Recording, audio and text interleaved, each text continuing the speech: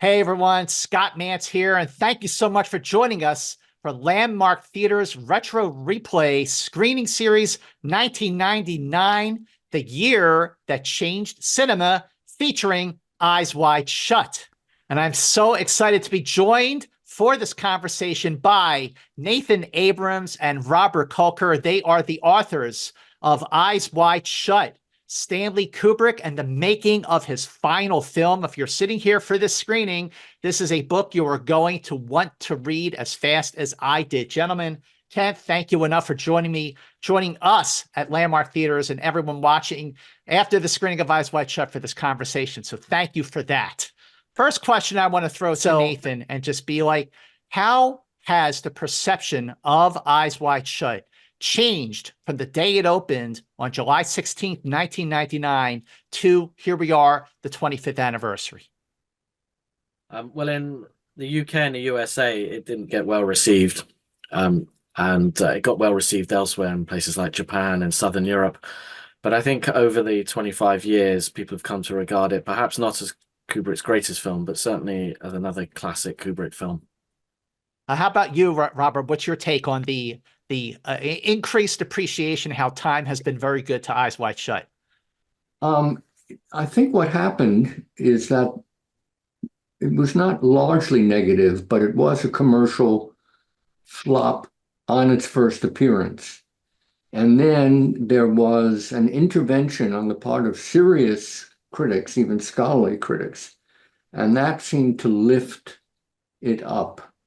And so within a year or two or three, it became much more not only admired, but understood.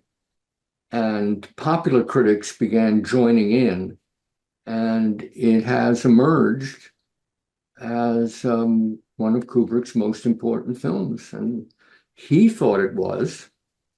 And as in so many of his films, the audience has begun to join in with that perception. In other words, many of Kubrick's films started off poorly received. I would say, agree with you. I mean, Robert, I think after including 2001: A Space Odyssey in 1968 and every film after that, it went from mixed to beloved to being hailed as a masterpiece, including this one. And even Oscar-winning filmmaker Christopher Nolan hailed Eyes Wide Shut as the 2001: A Space Odyssey of relationship movies. And you're right. I mean, the movie opened on July 16th, 1999 with $21.7 million. It was Stanley Kubrick's only movie to open in the #1 spot, but it only made about $56 million domestic, $162 million worldwide. But, you know, going back to you, Nathan, it took 12 years between Full Metal Jacket to Eyes Wide Shut in terms of the release dates. But where was Stanley Kubrick in his life in the 90s, and how did that inform his approach to what he was going to do with Tram Novelle, the novella that became Eyes Wide Shut? After Full Metal Jacket, he was working on three movies. Town Novella, which became Eyes Wide Shut, was one of them. There was Super Toys Last All Summer Long, which became AI, and Aryan Papers, his abandoned Holocaust movie. And he's flitting between the three as each stymies him in different ways. When he realizes that he can't do either AI or Aryan Papers, there's various reasons for that, he then focuses his attention on Eyes Wide Shut by the mid-90s, 94, 95. And I think there's a sense that time was running out, that he felt that time was running out, and he wanted to work on the movie that he'd been dreaming of making ever since he became a feature filmmaker back in the 50s. All right, Robert, your take on that. Just to point out that that decade, he was working really hard. He had three films or two films in development, AI and Aryan Papers. And Aryan Papers got very, very close to production. And he was ultimately so depressed by the subject matter that he let it go. AI, he had trouble getting a script that he really loved. And so, as Nathan pointed out, he turned to this project that had been on his mind for 50 years. 50 years. That's right. I mean, he actually, I believe, according to your book, he acquired the rights in, I believe, 1968. And the original setting for Traum Nouvelle, which was written by Arthur Schnitzler, was Vienna at the turn of the century, the 19th century into the 20th century. So, Robert, what was behind Kubrick's decision to change the setting from Vienna in the early turn of the century to New York City in the later turn of the century? I think he just felt it important to give it a contemporary setting. And there is a lot of non-Kubrickian nostalgia in the setting of Eyes Wide Shut. In other words, he was by this point homesick for New York, and he really wanted to make New York, particularly the New York that he knew when he left it in the late 1960s. And he had thought of other locations, but New York was prominent. And so he rebuilt a kind of dream New York, a lost dream New York, a New York that only existed in his imagination. I'm going to get to that in a moment because there's been so much that's been written and been said about the, quote unquote, New York of Eyes Wide Shut versus the real New York. But before I get to that, because Kubrick had envisioned Eyes Wide Shut or at least the source material for so many years, I read so many different casting choices with the likes of Steve Martin, Woody Allen, Alan Alda, Bill Murray. Nathan, how close did any one of these other actors actually get to doing Eyes Wide Shut before it became, Tom Cruise? Well, I don't think any of them got really close because he didn't get close to finding a script that he liked. Something Bob said about AI is probably more appropriate for Eyes Wide Shut, up to the point that he got Frederick Raphael on the board. Was he wasn't happy with the script as it was developing. He went through numerous iterations. He got different writers on board. So I think these were just names pulled out of a hat, and I don't think any of them were serious contenders until the mid-90s, until he settled on Frederick Raphael as the screenwriter, and he was happy with the progress they were making. And I think, in a sense, I mean, you probably want to talk about this in a bit, but the casting was perfect, a husband and wife team. And not only that, but think of Tom Cruise, where Tom Cruise was at in his career in the mid-90s, and the way Kubrick used him in the movie. So I think, the script wasn't up to speed, and he only came across the right actor probably around the time the script was up to speed for him, or the other way around. Yeah, Robert, in terms of cracking the script with Frederick Raphael, I mean, here you have a story that is certainly not nearly as demanding as, say, Barry Lyndon or even, Dr. Strangelove or 2001: A Space Odyssey. So what was it about his collaboration with Frederick Raphael that helped him actually crack the script in a way that he felt like he was ready to move forward and cast it and film it? Well, the relationship, as with so many of his writers, was fraught. He kept pushing on Raphael. Raphael kept pushing back somewhat weakly, and Kubrick eventually took it over and didn't so much rewrite as fashion the script that he wanted for the film. Raphael, of course, was displeased and went on to write a rather dyspeptic memoir of working with Kubrick, and spread all of the unpleasantness and that has lingered until other people got to work and corrected who Kubrick was and what his working methods were, and dispelled or tried to dispel Raphael's notions and recall of working with Kubrick. Yeah, Nathan, you brought up Tom Cruise, and one of the discoveries from reading your book was how early into that process Tom Cruise sort of started to get involved with conversations at the suggestion of none other than Tom Cruise's director for the firm, Sidney Pollack, who wound up being in the film itself, thanks to Harvey Keitel walking off the set. We'll get to that in a minute as well. So Tom Cruise seems like I mean, I love Tom Cruise. I think he's a great actor. I think he's done a lot of excellent work. He's a 3-time Oscar nominee. One of those nominations came the same year that Eyes Wide Shut was released. You know, that was a Magnolia for supporting actor. But what made Stanley Kubrick go? I think I found my Bill and Alice Harford. Well, like you said, he came on good recommendations. He was married. He was impressed with Nicole Kidman's performance. Kubrick was impressed with Nicole Kidman's performance. So he had he had a married couple, which I think adds to the intrigue of the film, of the blurring between on-screen persona and behind-screen persona of Nicole Kidman and Tom Cruise. And you think of where Tom Cruise is kind of traded on two images: that character who's always a bit unsure of himself sexually. Think Interview of a Vampire, but then rapidly morphing into kind of Hollywood's leading action hero with Mission Impossible.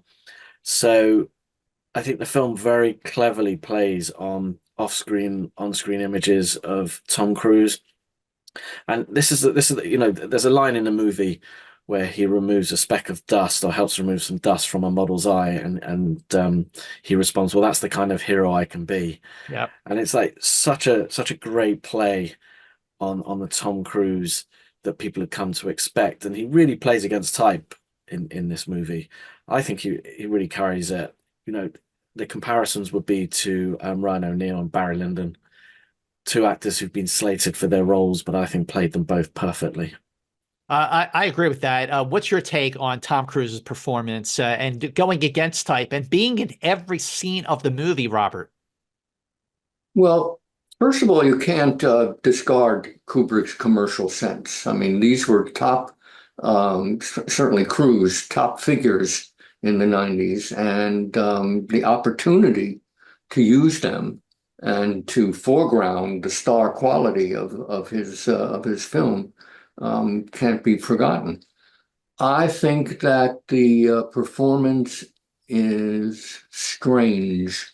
He is figuratively and literally sleepwalking through the performance, through the film, because it's a dream film, and because he's being pushed from frame to frame to play against type.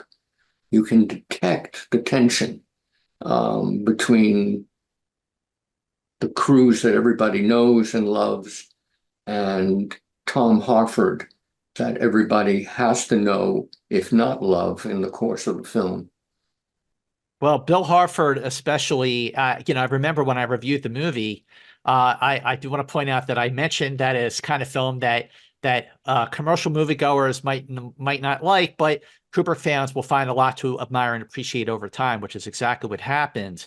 But I found that the character to be effectively passive and reacting more than taking any kind of proactive role that, as we mentioned, Nick Cruise is best known for up to that point, and certainly with all the Mission Impossible since. But this was a film that was supposed to last in shooting for about 6 months. And it went on for, I believe, 400 days, which is consecutively a Guinness Book of World Record for the longest shoot ever. So again, I bring up the question for you, Nathan, is that this is a film that when you compare it to the groundbreaking visual effects pioneering work on 2001, or the scope of Barry Lyndon, or the two parts of Full Metal Jacket, this is a film that just doesn't seem like it would be so demanding to last that long. What happened that it kept going and going to the point where Harvey Keitel as Ziegler just had enough and walked off? The story's not quite as simple as that, but yeah, there were retakes and reshoots, and Harvey Keitel was brought in. Kubrick didn't like how it looked, so he wanted the set rebuilt. Harvey Keitel's contract was due to run out, and they didn't renew it because it would have prevented him from doing other projects. There were issues with Jennifer Jason Leigh. There was other actors brought in who weren't quite right. So Kubrick wanted to get everything correct. I think I get a sense he thought this was his last movie and he wanted to get everything right. Also, he's slowing up. I mean, bear in mind, Kubrick's approaching 70 years old by the time the movie wraps. He's in ill health. He's got a heart condition. He's smokes periodically. He eats terribly through his life. My theory is there's loads of chemicals on the sets of his movies that hasten his decline. And I think one of the killers, in a sense, was that he had to operate the camera himself towards the end of the movie, which he hadn't had to do for quite a while. So I think there's a meticulousness, which we also know Kubrick is a perfectionist and very meticulous. I think there was a sense this was going to be his final movie. That's my feeling. I can't prove that. And he did describe this as my greatest movie ever. So I think he wanted to get it all right. Plus, he's slowing up. So I think you add that all into the mix. Yes, it takes a long time. I mean, Kubrick was never a quick film director. If you think he took a year or two for his early projects, his films, 2001 took 4 years. So that wasn't quick either. Right. That's a good point. That's a really good point. And, we touched in a bit about the dream-like state of the film. I mean, but first of all, so Tron Nouvelle is that the adaptation for that story is Dream Story. So it's right there in the title. So it always kind of baffled my mind that people just didn't really see it right there, that, yeah, it's a dream, and even like the last scene where Alice says to Bill, the important thing is that we're awake now, before she says that classic final word. But we did talk about the set, the New York set. So Robert, the way that set looks, I noticed this when I just rewatched the film prior to this conversation.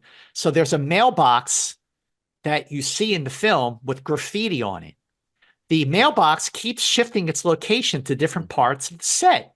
And, surely someone of Kubrick's caliber with his attention to detail, must have kind of maybe figured out that, people are going to pick up on that. Certainly it took me a while, but I did.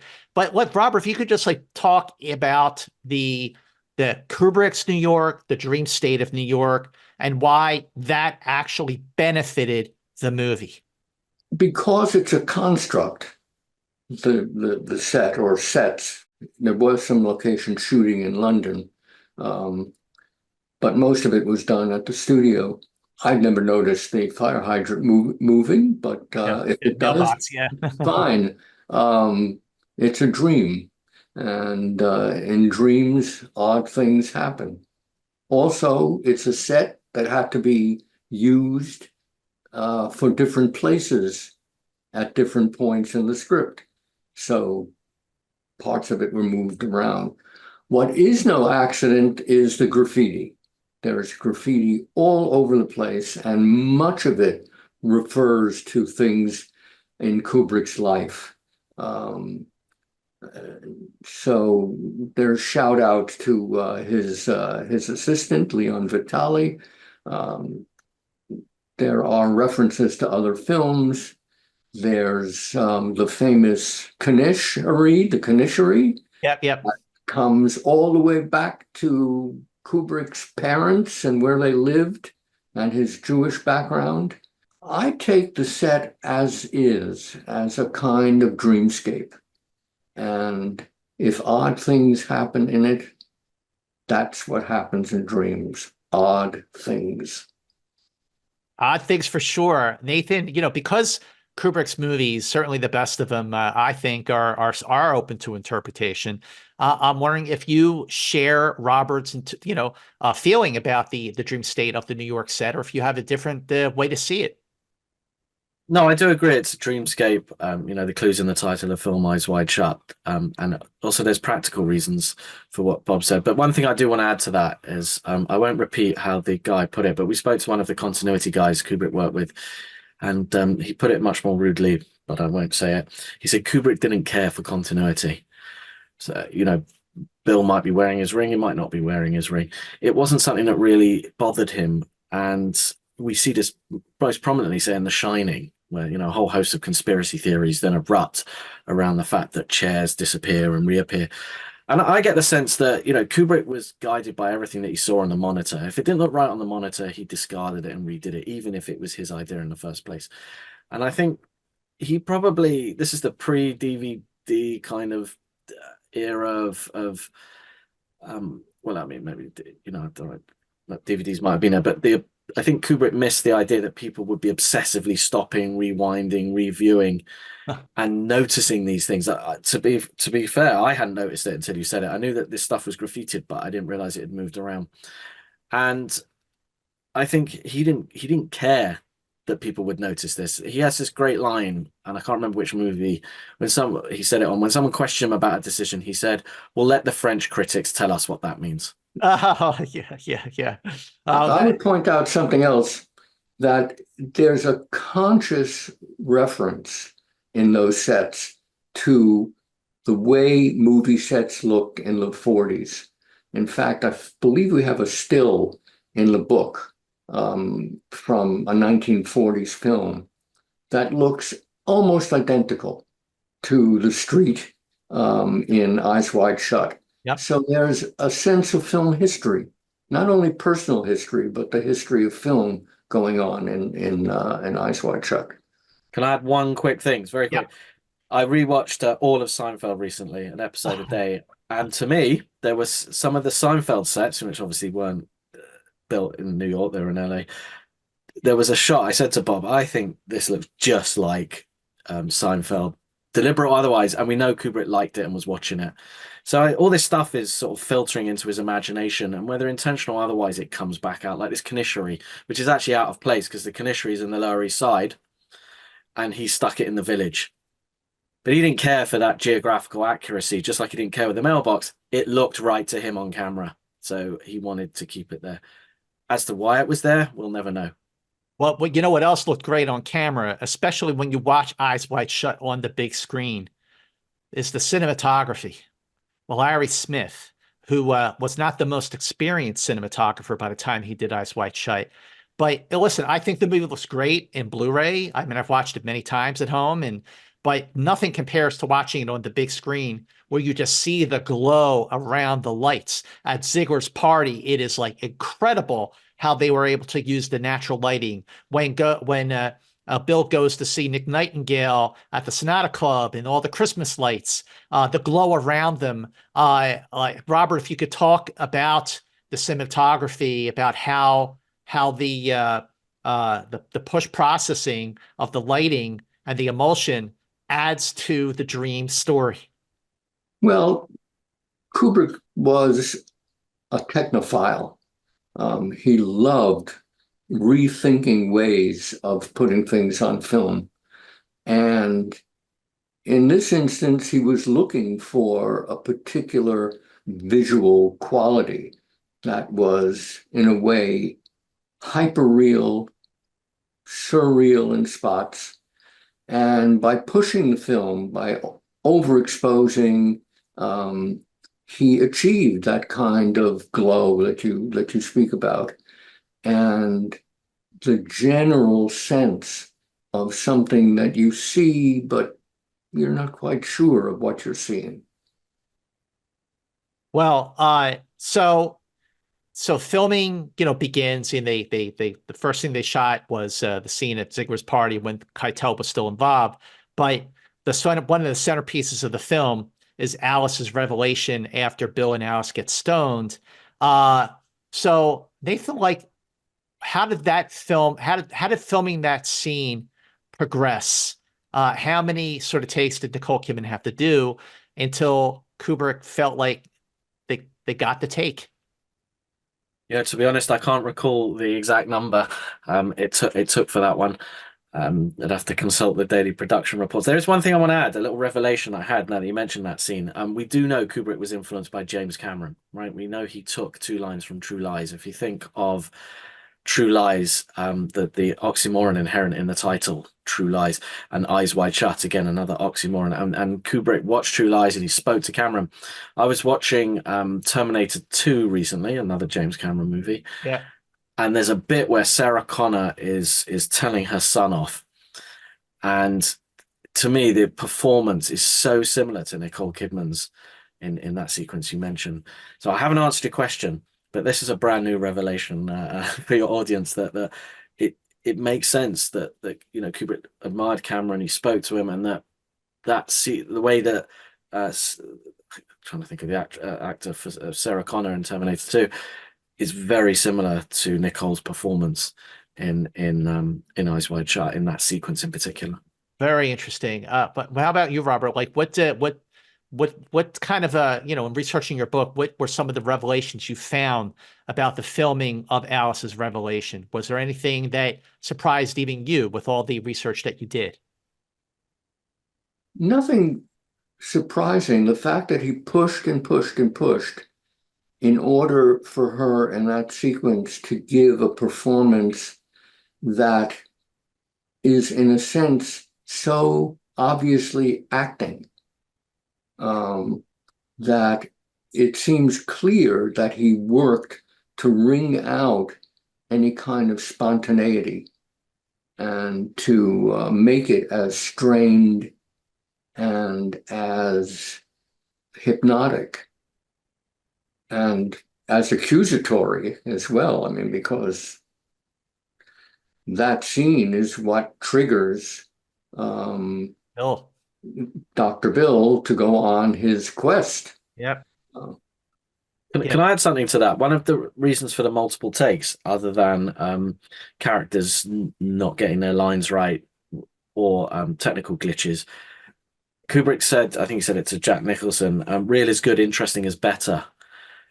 So one of the reasons for the multiple takes is a slight disagreement with Bob here, is that he wants something to come out that is beyond acting. They may be so sick of doing the scene, they're tired, that he then spots something that hadn't been rehearsed, that wasn't acting, that wasn't so naturalistic. And I think he ground his actors down, and we know most famously with Shelley Duvall, to get the performance he required of them. And sometimes it happened quickly, we know, and other times it took multiple takes. Scatman Carruthers in The Shining, whereas very pleased with Matthew Modine or Vincent D'Onofrio in one take in Full Metal Jacket. So it really depended. And I think if he got that interesting straight away, then that was the take. But often he didn't get the interesting because he needs an actor to learn their lines. And movie actors, this is one of the reasons Kubrick had a problem with movie actors. They didn't always know the lines as they were scripted, right? That was the first rule. After that, you could improvise and you could change it, but you always had to obey the first rule, Kubrick's first rule of filmmaking. And that's why he had a taste for British actors, because most of them were classically trained and knew their lines. Robert, what was behind the decision by Warner Brothers to do the digital overlays during the orgy scene? Because watching the uncensored version of Eyes Wide Shut does not seem like a big deal at all, but it was in 1999. Craven fear that it would get an X rating. Wow. And therefore cut down on advertising and ticket sales. It was a loss of nerve. No, Can I just add, this didn't happen in Europe, right? This was in a US thing only. I've only seen that sequence digitally edited that way once. It's terrible. Yeah. So this is a particularly United States thing for that rating, and I think they knew it was a mistake. What they said he would have done had he been alive is re-edited the sequence so it's more point of view shots on Bill. More reaction shots on Bill rather than point of view shots. But there's fear in the US, not fear elsewhere. One of the things about the movie is how much duality there is. For example, when Ziegler summons Bill to tend to the girl in his bathroom, and he brings her back and he says, "You're a very lucky girl." And then later in the film, he's reading a newspaper that says "Lucky to be alive" as the headline. Also at the party, the two girls tell Bill, "We're taking you over the rainbow." And then he goes to the costume shop, which is Rainbow Fashions. That, I'm assuming, was deliberate, Robert, right? Oh, absolutely. Kubrick loved doubles. He was very taken with Freud's notion of the uncanny, and seeing things twice. And you see doubles all the way through. I mean, as early as Fear and Desire, his first film, in which the enemy soldiers are played by the same actors as the heroic soldiers, or the cowardly soldiers, however you want to read them. And so in Eyes Wide Shut, you get this sense, not only in the doubling of things like the headline in the newspaper, but you also get the repetitions in the dialogue. Oh, yeah. Everything that is said by one person is echoed with a question, or put in the form of a question by the other person in the scene. So again, it's this kind of dream world in which things happen, and everybody sort of needs reassurance that what they've heard. It's like an echo chamber of the mind. Well, the movie, so in the beginning of March of 1999, Stanley Kubrick screens Eyes Wide Shut for Tom Cruise, Nicole Kidman, Bob Daly, and Terry Semel from Warner Brothers. And then on March 7th, 1999, Stanley Kubrick passes away.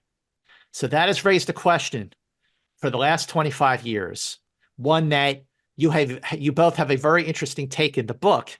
So, like, the people have been asking, was this Kubrick's final cut, or was it just the director's cut? You know, he had famously worked on other films up to the premieres and even after the premieres.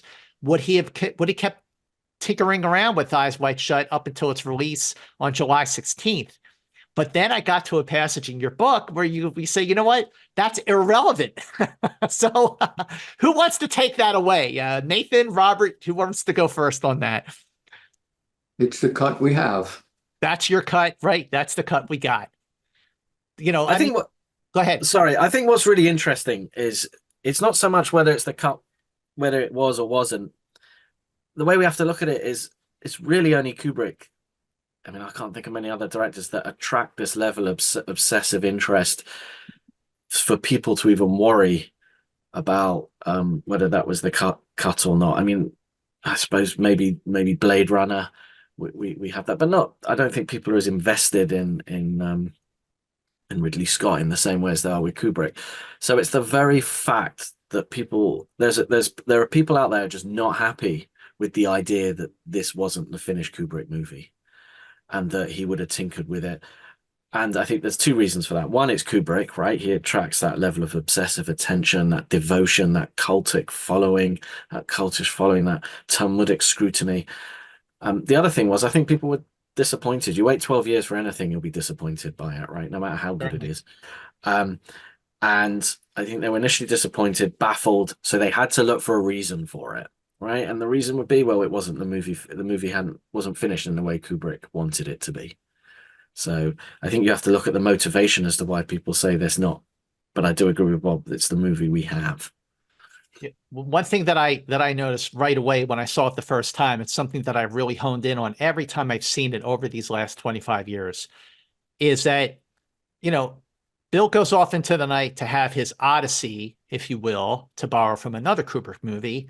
And every single time he gets to the point of crossing the line and being unfaithful to Alice, something happens to interrupt him. When he's at Marion's and, you know, Carl comes home, when he's with Domino and the phone rings, and of course when he gets outed at the orgy, like, and that's why over the years, as more people started to hone in on Eyes Wide Shut being a Christmas movie, which I didn't see as a Christmas movie, but now I do, I started to sort of see Eyes Wide Shut this way. If Stanley Kubrick directed It's a Wonderful Life, the result would be Eyes Wide Shut. So, Robert, am I out of my mind here? Or is that, because that's something you also pointed out, is that the shadow, there's a little bit of a shadow of It's a Wonderful Life over this movie. Could be. I never quite thought about it. It's always interesting to have a Christmas background in a movie, because it plays the presumed or desired merriment of the season is played against the torment of the characters. So it's a kind of counterpoint, and it's not unique to Eyes Wide Shut.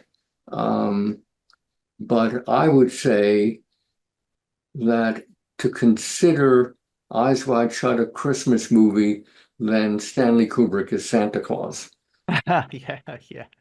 All right, Can I Nick. add? Yeah, can I add to that? I mean, Yeah. so the original novel's set at carnival time in Vienna, and so there isn't really an equivalent unless you set it during Mardi Gras in New Orleans. And if I remember rightly, the firm set in New Orleans, which would have been a bit too uncanny. What you mentioned earlier, Sidney Pollack, Memphis, Tom yeah. Cruise. So if you switch it to New York, the only other kind of Halloween could have been an interesting one. Thinking about it, but I think there was another reason, and you alluded to it earlier. There are Christmas lights and Christmas trees in every sequence.